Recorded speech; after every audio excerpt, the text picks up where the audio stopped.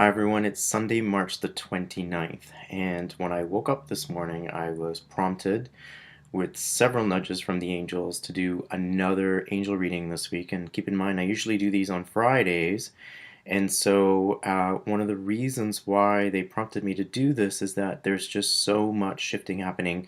Keep in mind, based on the reading that I did for you on Friday, that there were a lot of new energies coming in, and this was the time to take action and to get going on your action plans. No procrastination. Go apply for that job, take that course, whatever it is that requires you to do one step at a time. It's time to get moving. And so, with all that shifting, there are naturally some changes in directions that are taking place, some expected and some unexpected. And with that, the angels asked me to do another reading to help support you during this period because these are major changes. And so, having said that, the first card I actually pulled is change in direction. And so these changes are divinely orchestrated. They are for your highest and greatest good. And these aren't minor things, these are major things. So some of you could be moving, relocating, and starting new careers or finding new positions in your existing jobs. This is the time period where some of you could be leaving your full-time job and starting that business or whatever it is that you're interested in doing. Changes in career are a huge focus right now on some of the things that are going on.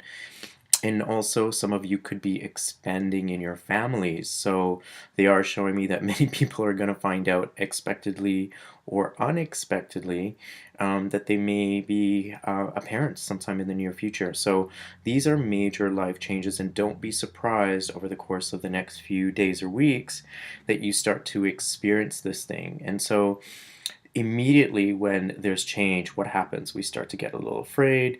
The fear factor starts to settle in, but remember that that fear is part of the experience. And so it's not going to go away. You just have to learn to turn the volume down a little bit.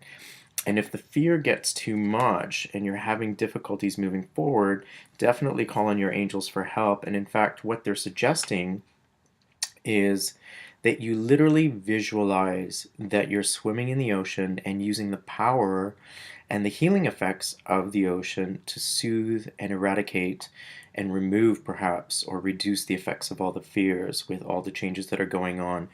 Literally, just the visualization and the imagination of what it feels like to be in the ocean will certainly help. And if you happen to live somewhere where there is ocean near you, then spend time near the ocean. Actually go in the water, immerse yourself, and physiologically and emotionally imagine that the ocean is having a therapeutic effect on you physically and emotionally, and just removing and helping it wash away any cares, any worries that you may have about the changes that you're going through. Okay, and it may require more than one.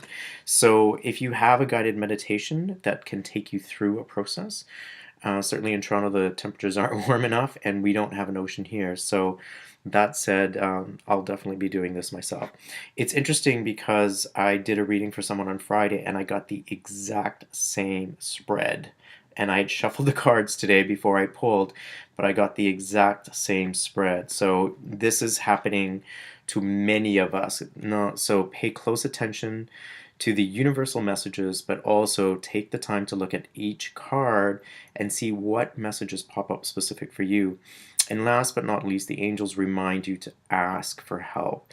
Remember, they don't interfere with your divine free will. And so, in order to receive, you must ask. And so, whatever that may be, whatever concerns you may have, no matter how small, no matter how big, there's no perfect way to ask. Every way is the right way. In fact, I get asked this all the time. How do I talk to my angels? Well, you just talk to them. You could verbalize it out loud in your mind, in your thoughts, or you could write letters, whatever is convenient for you or appropriate or feels right is the right way. So take your time with this, and remember, dialoguing with your angels on a daily basis keeps you well connected with them. And last but not least, I want to say, remember these two words: pay attention. And the reason is that the signs for the questions that you have is going to come in ways that you don't even realize, and ways in which you wouldn't even believe or expect. So let go of the hows, but just notice and pay attention.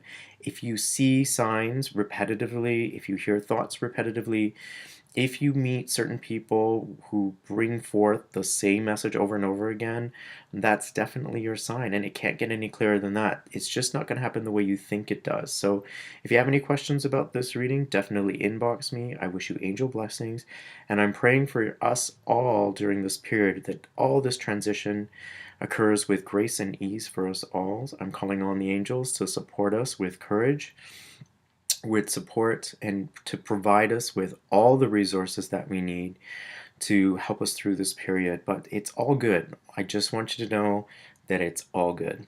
Okay? Angel blessings. Have a great weekend and enjoy the rest of the week. I should see you on Friday, unless the angels tell me otherwise. Angel blessings.